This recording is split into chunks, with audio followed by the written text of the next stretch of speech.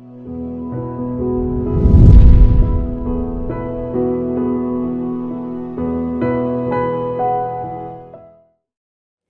you ever wondered if we are the owners of our own lives? Let's dive into that topic with our next section, Destiny, a Work in Progress. We're pleased to introduce our next speaker, Flavio Zanetti, discussing the topic, do we live our fate or create our destiny? Flavio Zanetti is an avid Spiritist student and a dedicated worker for the Spiritist movement in the U.S. and abroad. Since 1999, he has been working at the Allan Kardec Spiritist Society of Massachusetts. He has helped found the Spiritist Institute, a nonprofit dedicated to advance the awareness, study, and practice of Spiritism in English. He also translates books, articles, and course materials for various publications. Welcome to the stage.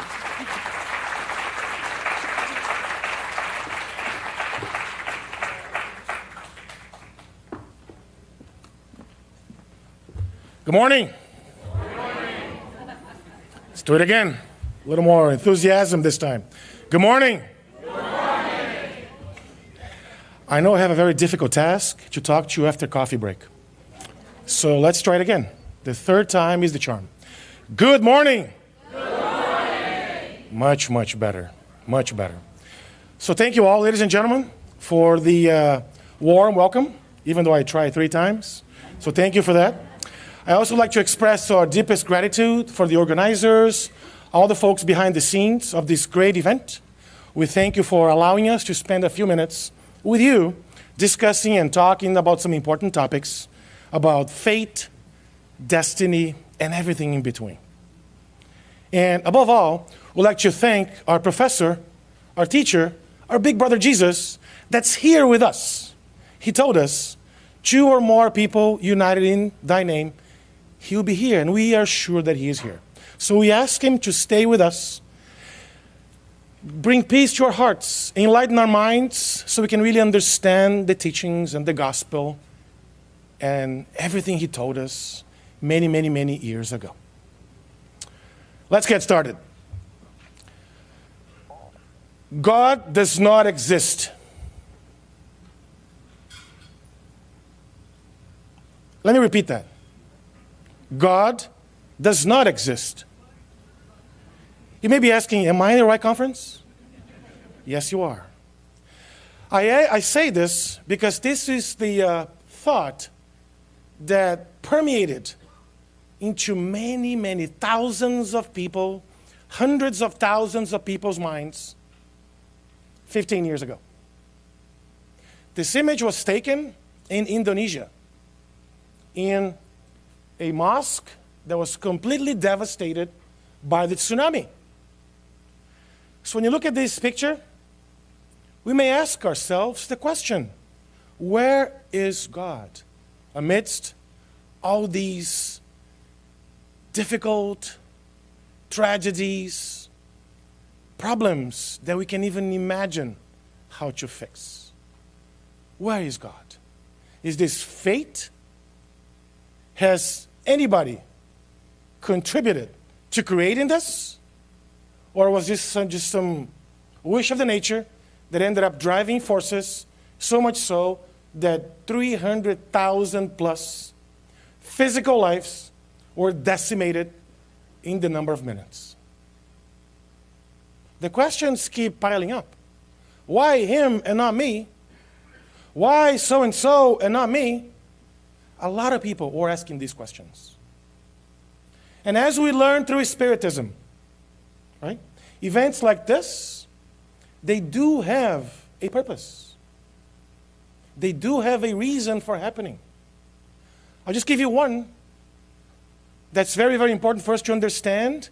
Thanks to events like this, humankind starts to really develop themselves into way more altruistic behaviors.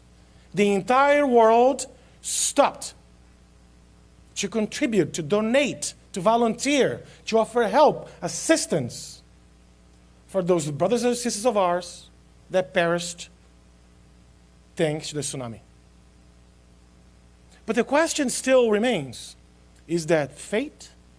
Am I destined to live through something like this? Was that in my quote-unquote plan in my life? Or more so, is there a specific book that talks about all the specific incidents that on May 4th, 2019, all 200 of us or more, give or take, were supposed to be here studying these topics? Is there such a book? Julio talked very well and very wisely about some people believe that book exists, to be honest. Other people don't believe at all that the book exists. What we, Spiritists, believe is that fate or destiny. If you look at yourselves today and all the events that happen, that have happened, and they might happen to your lives, is fate, or does fate play a role in it? I'm sure you know, you've heard, you listened about somebody that maybe have missed a plane that ended up crashing because of traffic. I did. My former boss in 1996 missed a plane that was supposed to leave Sao Paulo, the very same plane that ended up crashing, but he missed that based on the traffic in the city. I, for starters, used to work in the North Tower in the World Trade Center up to August 31st, 2001. 11 days before. We all know what happened that day. But the question's still there for a lot of people. Is it fate? Are those things scribed somewhere? Everything that happens in our lives, do we cause them? Are they caused by us or by somebody else? Does God really want us to go through these things? How do we answer these questions? Thankfully, we have Spiritism, but before we get there, it's also very wise and important to go to the dictionary. Because if you look, the definition of the word fate and destiny, even though people use them interchangeably, they're not really the same. Let's take a look. Fate is the development of events beyond somebody's control. So, for example, the tsunami, nobody could have controlled anything like that, right? So we know that. So the important piece here, the definition, is beyond somebody's control. So it's done unto you. It happens to you. You don't control it. Destiny, on the other hand, are the events that will necessarily happen to an individual. For example, if I'm driving on New Jersey Turnpike at 95 miles an hour, please don't ever try that at home, kids. That's not for you to try at home. If you drive at 95 miles an hour, the likelihood of a state trooper pulling you over is pretty high. Is that fate or destiny? That's pretty easy, right? That's very easy. Let me ask you a more difficult question. What if you were born without limbs? What if you were born with no arms or no legs, or you can't see, you're blind, or any kind of deficiency? Physical, mentally, psychologically, psychiatric, or whatnot. Is that fate or destiny? Gets confusing, right? It gets confusing. So allow me to bring a story that's going to help us highlight what we're talking about here. So meet Liu Wei. I'll pause for a few seconds so you can actually digest this picture. Does anybody here play the piano? Raise your hand. Few people. Was that easy to learn the piano? Probably not. Takes multiple years, right? We know that.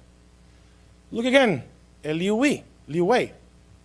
He plays the piano with his toes, ladies and gentlemen. He plays the piano with his toes. So, what's Liu's story? When he was 10 years old, he was playing hide and seek like a normal child, like maybe our kids do it today. We've done it in the past, just playing hide and seek. All of a sudden, he touches a high voltage wire with his hands, and that causes a massive incident that he ends up losing both of his arms. He spends 45 days in very critical condition at the hospital, between life and death.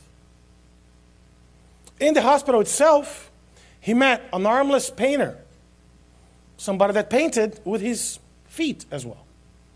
And that person gave him a lot of inspiration. So you know what, Liu Wei? Life is not over. Yes, this has happened to you, but life is not over. He was faced the choice of saying, you know what? I'm useless. I can't do anything else. Or I can pivot my life in a way that I'm going to make sense of it every single moment. By now, you're actually taking an idea that he's changing his life, right? So what does he do? He accomplishes things that I'm not sure about you, but I wouldn't be able to do it myself at all. For example, he won 2 gold and silver medals for the disabled national championship in China. I can barely swim, folks. I mean, I have both land, right? I mean, for comparison purposes. He won the very first prize of China Got Talent. I know I got some talents, just ask my wife, she'll tell you, but not America's Got Talent. I mean, forget it. It's just way, way out of my league. We know that. He got first prize in 2010. Doesn't stop there. He goes more. He signs a contract with Sony Music and played all over the world. Vienna, Shanghai, Las Vegas, Hong Kong, and you name it, right? Anybody here has a contract with Sony, any other record label that we know of? Probably not. He has no arms, folks. He plays the piano with his toes. Gets better. He's in the World Guinness World Record, typing most letters alphabetically in 1 minute. How? With his toes. I mean, I work with computers all day long, every day. I can type pretty well. When I read this, I said, yeah, maybe I'll record it. I won't even tell you how many. I'm so embarrassed, I won't even tell you how many. And I thought I was actually pretty good. I can't even tell you how many. So when we look at an example like Liu Wei, what does that tell us? Is that fate that happened to him? Or it was his own destiny? While we don't understand the right or the intrinsic reason why that happened to him, Spiritism, this marvelous body of knowledge that we learn, right? This philosophy of moral consequences that teaches us that everything that happens to us has a reason. And in a situation like this, when we're talking about afflictions, suffering, we know that the reason is either created in this life or in a previous one. If we were to take a guess, a 10-year-old child, that's still a child. So we don't understand Liu's, right, reincarnation program is, but we know that they actually had a reason for this to happen. And he took that, he totally changed it, he revamped it in a way. Now he's a role model for disabled kids in China. He travels all over the place, talking to kids, serving as a role model, as an inspiration for a lot of kids to do not give up their lives should an incident or a tragic accident like this ever happens to anybody. Okay, Flavio, but that's very tragic, it's just, can you bring something more real to like a daily lives? Okay, we can do that. So, when it comes to choices, in the case of Liu, for example, right, we learn from Spiritism that fate only really exists when applied to the choices that we have made before incarnation. Marcia gave us a great grasp of the purpose of reincarnation, that is to develop ourselves, that is to advance morally, intellectually, right? To grow as spirit beings that we all are. But sometimes we make choices that you undergo a specific trial. And I'm sure you all know examples. Oh yeah, my neighbor was great because something happened that I couldn't even imagine if that happened to me. It's all there, all the time. We listen to these things, right? So Spiritism teaches us that even what we call fate sometimes, I can't change it, it was done upon me. These things, oftentimes we planned beforehand for our own development, for our own progress, for our own inner enlightenment, inner progress itself. Okay, Flavio, but can you simplify a little more, right? Because that's what I tell my wife. I don't understand smoke signals, right? So, for example, she goes, honey, it's cold here, right? And I said, yeah, it's pretty good. It's cold. It's cold. She goes, it's cold here, right? Oh, yeah, it's cold. It's like 68 degrees. I live in Boston, if you don't know that. Unbeknownst to me, she wants me to turn the thermostat. Why didn't she ask me, honey, can you please turn the thermostat? She said, oh, it's cold here, so I don't understand smoke signals. So for me, Spiritism is very pragmatic, right? It's lessons, gives us lessons and really knowledge that we can apply in our day-to-day lives. If that weren't so, I wouldn't probably be stuck with this, right, for the rest of my life, to be honest. So let me give you one more practical example. You ready? Raise your hand if nobody in your family is a problem. Raise your hand if you get along with everybody in your family.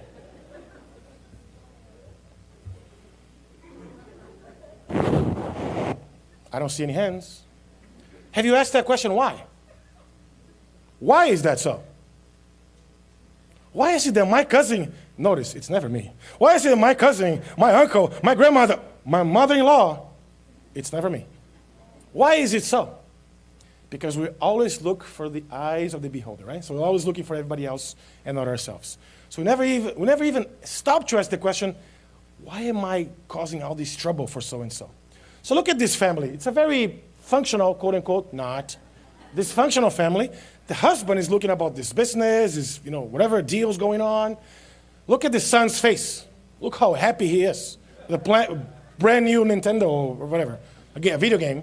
Look at the daughters listening to some music. And if you have kids that age, I'm sorry, you may actually empathize with this picture. Look at the fence. Look at the wife only thinking about the beach. So I live in, again, New England, almost like here. It's very cold. My wife always looks for a vacation at the beach, but I'm hoping not all the time. But I mean, honestly, why is it that we have sometimes dysfunctional families? What does Spiritism teach us when it comes to those? Oh, it's very simple. We are in the right place with the right people with the best opportunity that we have to grow. Spiritually, morally, intellectually. At very least, we have amazing opportunities to learn, to be more patient, to be more resilient, to be more forgiving, and to be more altruistic for people that are there living with us. Those are the very same spirits that we have been living sometimes. We have some relationships and whatnot.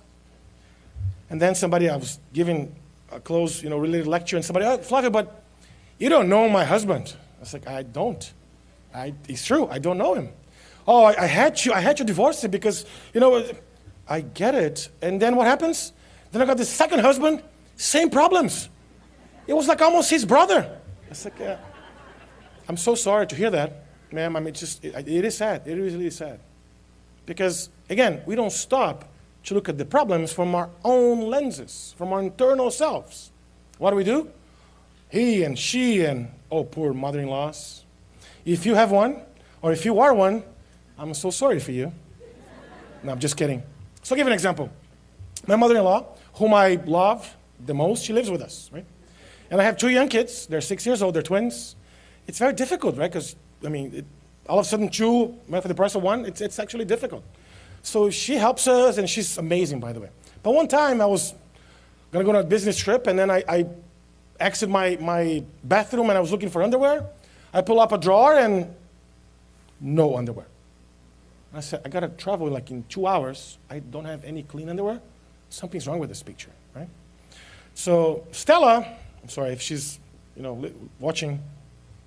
Stella, what happened to my underwear? Oh, yeah, I changed drawers because they were so tall, and then they were all the way to the bottom drawer. Now they're like in the same height. Since you open them all the time, it's easier for you. I kid you not, she did that. I'm not kidding, it's true. And then I stopped and I thought to myself, she's only trying to help. And I'm not seeing that. To me, it clicked. It struck me in a way that I better stop paying more attention, right? On some of these smallest things that happen in everybody's lives. That's why, to the point, I believe, and I advocate for this, for Spiritism to be very simple and pragmatic, that can give us lessons for our daily lives. Because my friends, if I can call you friends, because you're all amongst friends here, the time that we used to go to the church on Sunday morning and put on our best suit, use our best language, listen to the priest, the clergy, and whoever giving us the lessons, then the moment we left there and came back home, we forgot everything, those days are gone. I kid you not, those days are gone. We know more now that, as Marcia told us, reincarnation. Yeah, we're progressing. This is one chapter of our lives only, not the chapter.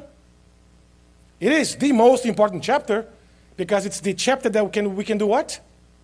We can drive our destiny. We can say, you know what? If I'm not happy with who I am right now, I can change it. If I don't like this, it's only about me to change it and nobody else. That's the beauty of Spiritism. It's not fate. We're not destined, right? Yes, I have chose my family, but this is the best family that can help me move on to the next grade, to the next step, to the next level, and so forth, right? So, some people ask the question, are people just sometimes born with the nature, of being good or being evil? Because my cousin, that guy he's trouble. He's always been trouble, and right? Notice never ourselves, always somebody else. So what do we know from Spiritism? So we learned that no, it is not true. But before we get to Spiritism, let's look at these two, thoughts that permeated throughout centuries, humankind. On the left, the Frenchman Jean-Jacques Rousseau. On the right, the Englishman Thomas Hobbes. And they were very different in their perception. Rousseau believed that people are naturally innocent and good, just naive. And they may be corrupted with nature, of civilization, or society. Hobbes, on the other hand, believed that the natural state of man or human being is solitary, poor, nasty, brutish, short. Can you see the manichaeism, the dichotomy of the two? I'll just leave you with one data point. Rousseau was a religious man. Hobbes was an atheist. So what do we learn from Spiritism? Very simple. In the Spirit's book, we learn that humans are not fundamentally led to evil. We're not. We're just not. Sometimes we ended up doing bad things, poor things, based on choices. But we're not led to evil. And by the way, we also learn from Spiritism that even though we understand mediumship and obsession, all those things, ultimately, whose responsibility is if you do anything? Yours, mine, all of us, right? All of ours, right? Oh, but the priest told me to do this. But so-and-so told me to do this. Or I went to the center and somebody told me, no, we have free will. We have the ability to discern, to understand, because nothing's been written beforehand.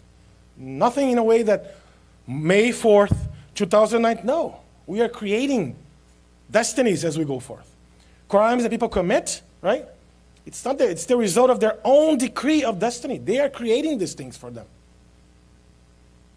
Nobody's born, oh yeah, you were, supposedly gonna, no. That's not what we learn.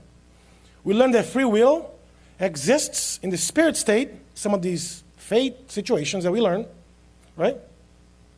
But in the choice of trials, not in the specific atonement or trial or difficulty that happens to us. For example, if in one incarnation I'm more, tendacious to do certain things, right? In the next incarnation I come back and I'm not able to do those things. One more example that's pragmatic, right? Imagine if you were born without any limbs. So not like Liu Wei's case, but no hands, no arms, no legs, nothing. Is there any positive of being born that way? People may think, Flavio, I just don't get it. This one is nice, just no. Actually, there is, right? Heaven and Hell has a story of a spirit who, throughout the last 10 plus incarnations, committed suicide. In this life, it's impossible for that being to commit suicide because he has to be cared for 24/7. So there are situations that we learn through Spiritism that starts to make more sense. It's like when you go and you open our minds to new things, right? So if you look at good, again, evil and good, right? Good is in everything that we do that's in harmony with the law of God. Everything. If you're being nice to others, right? If you're doing unto others what you like others to do to you, every time we're behaving that way, we're coming closer to God. We're progressing towards God. That is to do good. And hey, but what is really evil then? Every time you go against it, right? By elimination, every time you move away from getting closer to God, that means you're not doing anything good, which means you might actually be doing something evil. That's in Spirit's book, question 872. It's right there. It is right there. So the question is two bags for me to ask you. Do we leave our fate or create our destiny? I think it should be pretty certain by now that no fate. We do create our destiny, yes. And one piece that really inhibits or prevents us from creating a fulfillment destiny is the attachment to moral things. The more we take interest, the more we are really hooked on material development, right? We're moving away from our true nature, which is spirits that we all are. Flavio, does that mean that I have to donate all my money? No, that's not what I'm saying. What I'm saying is you have to make good use of every treasure, every gift that God has given you, so you can really better yourself or better others. All right, let me ask you a tricky question. I'm going to preface by saying tricky question. Does money buy happiness? What do you think? Let's do this. If you believe money buys happiness, raise your hand. 1. If you believe that money doesn't buy happiness, raise your hand. Okay, if you are sleeping, raise your hand, because I'm actually missing hands. Somewhere here, there are not enough hands. Or missing hands here. Ladies and gentlemen, please. So for the lonely star in the back that raised his hand, I believe it's his hand, you're right. Money buys happiness. So long so, you're actually making someone happy. Every time you use money to make someone happy, that brings happiness to you. If somebody is hungry and you buy that person, a plate of food, that buys happiness. If you need to donate money to a good cause, and the Spiritist conversations are out there, there's a table, no, I'm just kidding. I'm not kidding. Please visit us at the end. So every time you donate money to a good cause, you're actually buying yourself happiness. Right? That's the artificial way for you to interfere in your progression towards happiness. Isn't it beautiful? It is, right?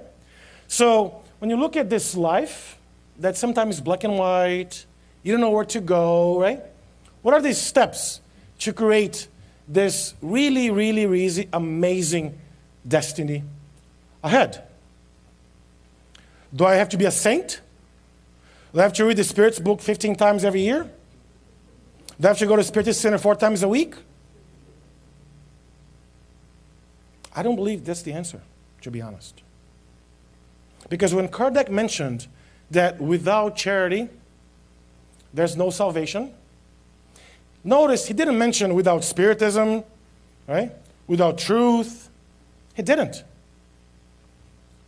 So he mentioned without charity, which is without love. The more love we give to others, the more altruistic behaviors we have in our own lives, right? We can really pivot our destiny.